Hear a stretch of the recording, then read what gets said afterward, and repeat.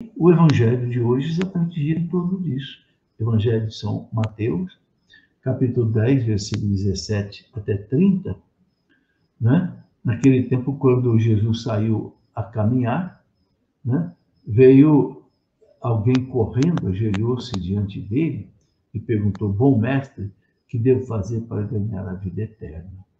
Os outros evangelistas, quando contam esse encontro, falam que era um jovem, né? Um jovem muito rico, né? E Jesus então fala para ele: por que me chamas bom? Só Deus é bom e mais ninguém. Dá a impressão que Jesus está negando, né, a divindade dele. Não. O manual que eu tenho aqui que explica este evangelho diz que Jesus, quando ele disse, né, por que me chamas bom? Só Deus é bom, né? Ele quer dizer que o jovem estava vendo em Jesus apenas de uma bondade nele enquanto homem, mas existia nele uma bondade maior como Deus, né? Bom não como um homem bom, mas por ser Deus, que é a própria bondade. Então o jovem tinha, vamos dizer assim, manifestado apenas uma parte, né, da bondade de Jesus. Ele quis mostrar que, né, o bom é Deus, ou seja, ele, além da bondade humana, nele existia uma bondade divina, né, que devia, então, atrair a todos, né? Bom, e essa bondade divina dele, ele quer mostrar para o jovem o seguinte, que ele é o mestre verdadeiro. Ele é o mestre que tem a vida eterna para nos dar. Como diz São Pedro, né, aos judeus, nos Atos dos Apóstolos, né? Não nos foi dado outro nome debaixo do céu no qual nós tenhamos salvação. Jesus diz aqui a explicação desse texto que Jesus quis destacar isso. Ele é bom não apenas como um homem bom, mas por ser Deus, que é a própria bondade, né? Não só um bom mestre, mas mais do que isso, né? O Salvador divino. E aí ele fala para o jovem, né? Tu conheces os mandamentos. Não matarás, não cometerás adultério, não roubarás, não levantarás falso testemunho, não prejudicarás ninguém, honra teu pai e a tua mãe. Pronto. Se o jovem não falasse mais nada, Jesus também não diria mais nada, né? Jesus quer dizer o seguinte, que os mandamentos são o caminho para o céu. O jovem perguntou: o que eu preciso viver para ganhar a vida eterna? Jesus disse: viva os mandamentos. Aí a importância dos mandamentos. É interessante que Jesus, nessa passagem aqui, ele torna os mandamentos perenes, ou seja, válidos para sempre, embora sejam lá do Antigo Testamento, né? Então, amar a Deus sobre todas as coisas, não colocar Deus em segundo lugar, Deus antes de tudo, né? Não usar o nome de Deus em vão, em blasfêmias, em brincadeiras, né, em deboches, né? Guardar os dias de Deus. Os 3 primeiros mandamentos, eles se referem a Deus. É o direito de Deus. O amar a Deus sobre todas as coisas, não usar o nome de Deus em vão e guardar o dia santo de Deus, o domingo, os dias de preceito, ir à missa, obrigação, é direito de Deus. Deus nos dá tudo, nos dá vida, nos dá tudo. Não vamos dar um dia da semana para Ele, né? Então, os 3 primeiros mandamentos, Deus entregou a Moisés 2 tábuas. Na primeira tábua tinham 3 leis, nas outras tábuas tinham 7, né? Porque 3 eram direitos de Deus. Depois, como é que Deus coloca 7 obrigações nossas para com os homens? O quarto, honrar o pai e mãe. Primeiro e mais importante, que se refere aos homens. Honrar pai e mãe encabeça a segunda lista, né? Depois vem os outros: não matar, não pecar contra a castidade, né? Não roubar, não levantar falso testemunho, não falar mal dos outros, né? Não desejar a mulher do próximo e não querer as coisas dos outros, não cobiçar as coisas alheias. Então, vivendo esses mandamentos, a gente tem um caminho para o céu. Mas aí o jovem queria mais, né? Ele respondeu: mestre, tudo isso eu tenho observado desde a minha juventude. Então Jesus olhou para ele com amor. Jesus sentiu que ali havia uma vocação, talvez, como a dos apóstolos, uma vocação sacerdotal, religiosa, né? Quando Jesus disse que olhou para ele com amor, né? Puxa vida, eu vou chamá-lo para caminhar comigo, né? Só uma coisa te falta, né? Vai, vende tudo o que tens, dá aos pobres e terás um tesouro no céu. Depois vem e segue. Muitos santos fizeram isso, muitos santos que eram ricos, né? Por exemplo, São Leão Magno, São Gregório Magno, fizeram isso. Eram de famílias ricas, deixaram tudo. Muitas mulheres, muitas santas, né? Princesas, deixaram tudo e foram servir a Deus. Uma coisa maravilhosa, uma vocação, né? Tiveram a coragem de abandonar a riqueza, com São Francisco de Assis, que abandonou seu pai, Bernardone, que era muito rico, né, para viver a pobreza. É um dom de Deus e também uma decisão da pessoa, né? O jovem aqui do Evangelho, né, quando ouviu isso, ficou abatido e foi embora cheio de tristeza, porque era muito rico. Olha que interessante, porque ele não disse sim a Jesus, ele ficou triste. Então, porque se apegou às riquezas, ao invés de se apegar a Jesus, ele ficou triste. É uma situação difícil, né? Uma situação difícil. Que pode acontecer com a gente também, né? Não querer deixar o apego exagerado às riquezas para servir Jesus, né? Isso pode acontecer com todos nós. E aí Jesus dá uma série de outras orientações aqui muito interessantes, né? Jesus olhou para ele com amor, né? Tal.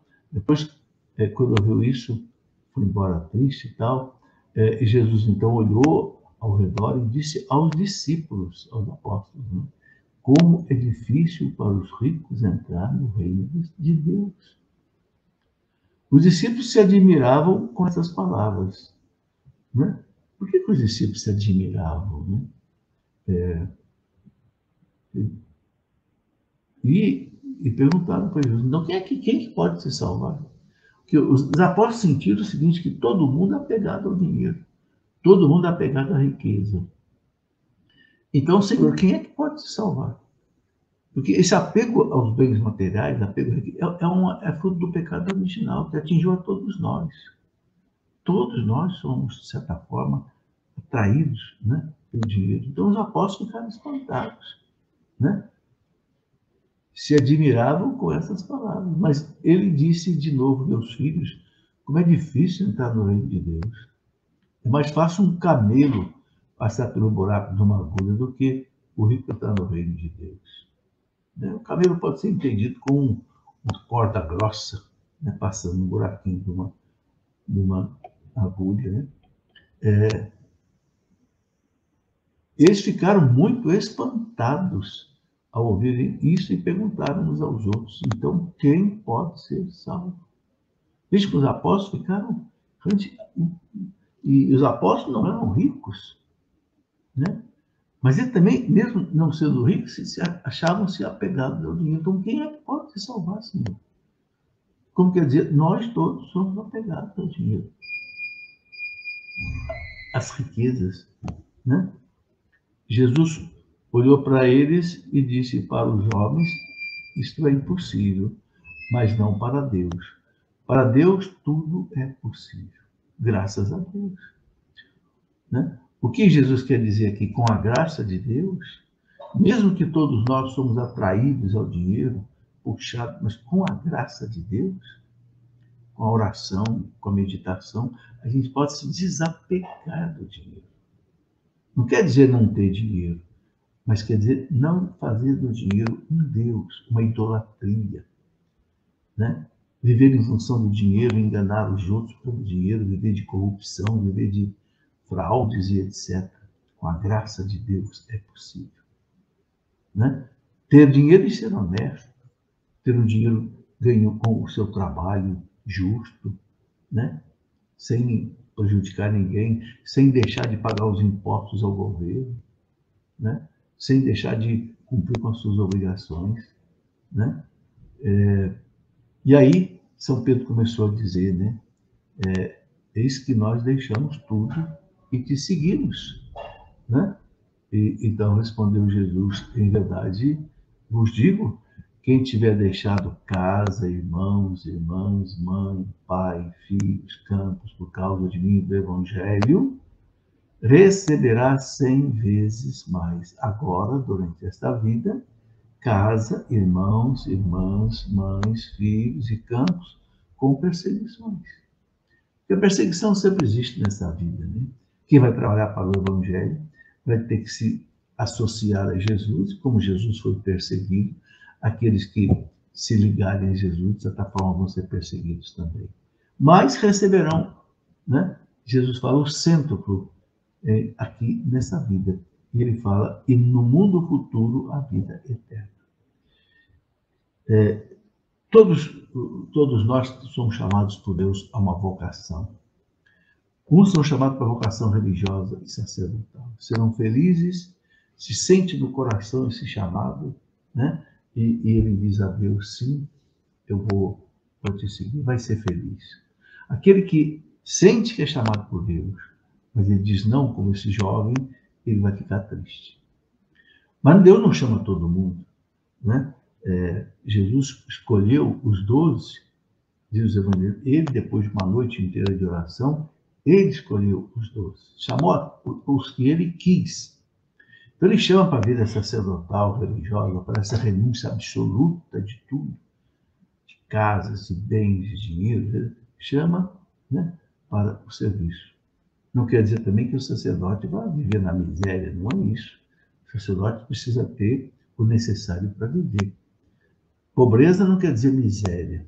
Pobreza quer dizer ter o necessário para viver, né? Sem o supérfluo. Isso que quer dizer a pobreza evangélica. Então, os sacerdotes precisam ter, claro, né? E nós, nesse mundo de hoje também, com todas as dificuldades desse mundo, o mundo vai ficando cada vez mais caro, né? Quem é casado, quem tem filho, o alimento é caro, a escola das crianças é caro, o remédio é caro, a saúde é cara, né? Tudo é caro, né? Eletricidade, combustível. Então, claro que temos que lutar pelo sustento da família.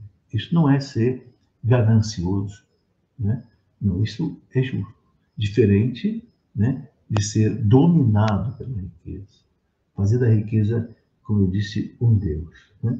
Bom, e aí nós temos a vocação. Aqueles que são casados, que têm filhos, valorizar o matrimônio, ser fiel à esposa, ser fiel ao marido, né? Amar os filhos, criar os filhos dentro da doutrina divina para Deus, entende? Tudo isso é muito importante. E também jovens, velhos, né? Aqui na primeira carta de São Paulo a Timóteo, capítulo 6, né?